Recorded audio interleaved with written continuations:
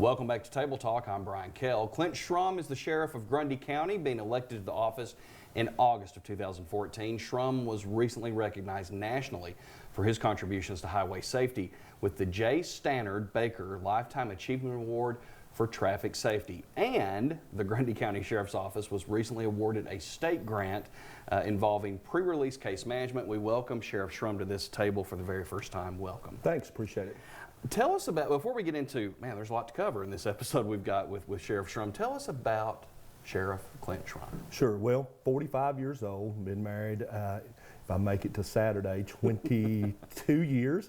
Got a 15-year-old daughter, and live in the same property that I was raised on. So lifelong resident of Grundy County. Spent some time here in McMinnville. My dad pastored a church over behind the old Warren County General Hospital on Cadillac Lane. So a lot of my childhood was spent here. But I'm in my first term, starting my fourth year, and I think we've done some pretty great things in Grundy County. Well, let's talk about some of those great things. I know that besides trying to learn a little bit more about you, let's talk about some of the great things that are happening with your department, your force. Sure, absolutely. Well, of course, you talked about the grant on the first thing there. We're excited about that. That started out as a partnership with Vista Core America through the University of the South. And we partnered with them to have a person come in and work with us to help us develop some baseline data on what it would take to lessen recidivism, to bring those recidivism numbers down. And so we spent about 16 months gathering that data, putting the research together. We submitted an application to the Office of Criminal Justice Programs for pre-release case management, and we were awarded $195,000 over a period of 3 years, so about $65,000 a year. So what does that look like? I mean, are you all in the planning stages of what that can be used for on a yearly basis, and what does that look like? Yeah, so we've already started. It started July the 1st. And basically what that does is that allows us to develop programs to give to inmates while they're incarcerated for a period of over 60 days or longer to help them do a couple of things when they get out. First of all is gain meaningful employment. What we found out through our research is this, is they felt, and when I say they, inmates felt if they had meaningful employment that they could stay out of trouble. And then develop kind of a family atmosphere for them with parenting, anger management, things of that nature. Of course, and I'm not necessarily a fan of the word rehabilitation. I like the word recovery better. Don't get me wrong, rehabilitation is great. But we want to help them recover through their addictions as well. And so we're trying to bring all of that into one place at the Grundy County Sheriff's Office. Give them that way when they get out, they are better for the community.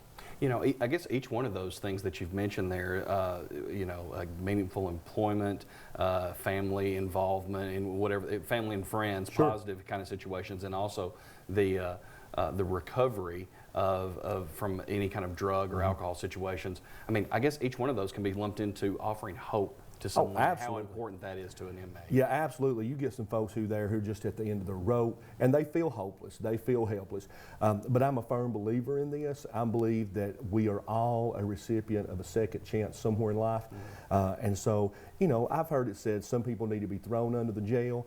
I agree, there are probably some folks that need to do that, but not everybody is a bad person. They've just run into a bad situation that's kind of got out of control in their life. And so what we want to do is we want to try to help ravel that back together, put the pieces back together, and give them something they can use when they get out, a sense of responsibility, accountability, and when you have those things, it brings hope about in life.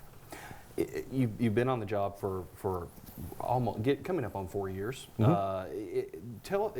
been able to see, I guess, some instances of that hope making a difference in people's lives. Oh, sure, absolutely, absolutely. One gentleman that I think of in particular, he had about a 4-year sentence. He actually got out on parole, but when he came there, he was so addicted that, I mean, just for him to get up and breathe from one day to the next was an accomplishment for him. So we started working with him. We started giving him some of these programs that we had developed on our own, job readiness, for example, how to do a resume, how to do an interview. Some of them don't even know how to do that, how to dress for that. And we worked with him. When he got out, he actually landed a really good job at the University of the South, doing well, making good money, got his family back together, and he stays in touch. And so that's the kind of stories that we're after. That's the kind of life, and it's one life at a time. if we can do it one life at a time, we can make some great achievements. Yeah. I know one thing you're real proud of is and maybe that folks in the area haven't had to travel to the Grundy County Sheriff's Office, and that can be a good thing sometimes. That's to be able right. to do That's that. right. But a new facility. Talk about the new facility that is going on there. Yeah, we moved in November. We moved out of a 43-year-old building. And so if you know anything about jails, they age 3 times faster than the other building because they're constantly used. So moved into the new facility, cost about $7 million. Their concerns were, could the county pay for it? And that's valid concerns, especially when you're in Grundy County. And we're having no problems with that. So we're able to generate through state inmate housing enough revenue to take care of that. So yeah, but just having a workplace where people can have enough space to move and not be arm to arm all the time has done a lot of things for morale. And so, we're still kind of learning the feel of things as far as having a facility that big, 28,000 square feet. Wow. So, but yeah, we're excited about it. And it's safe to say, too, I think, in talking with you many moons ago, that there's some technology involved with this one. Maybe you didn't have a video conferencing, I think, is a part of that right now. And so taking advantage of the new building to offer, take advantage of technology and where that's going. That's right. Yeah, we do video visitation at the old jail. We didn't have that. It's helped cut down on contraband in the jail, which is a huge thing. And of course, we also do, I'm particularly pleased with this, we're hooked up with the Volunteer Behavioral Health Services, where now we're able to do what's called telehealth right there at the jail, where if we have somebody who's having some difficulty with some mental health problems, we can get them help right there.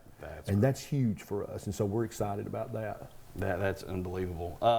I know that I know where you're going to go with this, and you're going to say that you are you and your staff, that this is it's a combined thing for the force. But a recent award that you were given, and talk about what went into and your surprise, I think, with the J. Standard Baker Lifetime Achievement Award for Traffic Safety.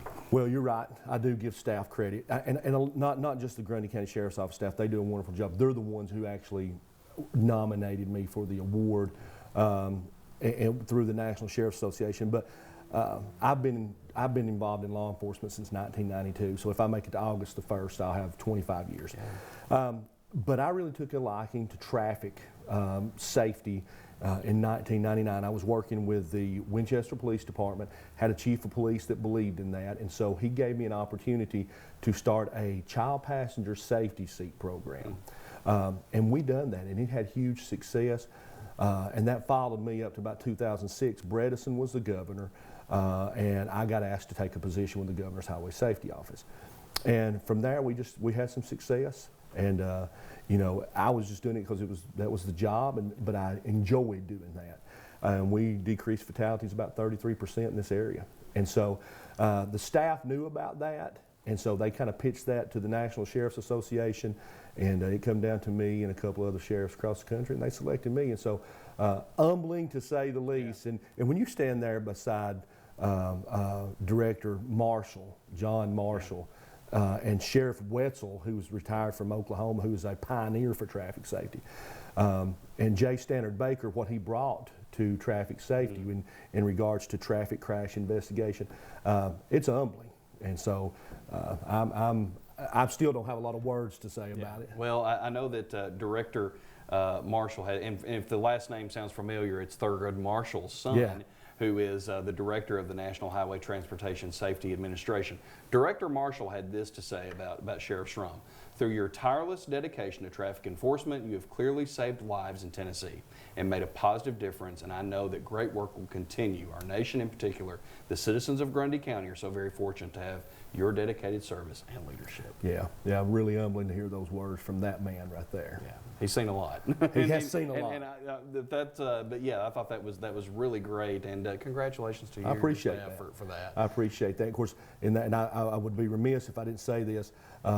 In that photo, there's a woman standing beside me who's my wife, 23 years or 22 years worth, and I want to tell you something, amazing person. She's my strength, and I certainly appreciate her for it. So let's talk outside of some of these things right here that are very positive nationally. there's some things happening throughout the United States over the past year or two that can be troubling for a lot of folks to see and troubling for a lot of officers to see as well. Whether that is the apparent targeting of officers, and in some cases, some people that whether it's video or what comes out on 911, some troubling situations for some people to hear of, maybe, perception at least, that some officers have maybe pulled the trigger a little too quickly. Sure.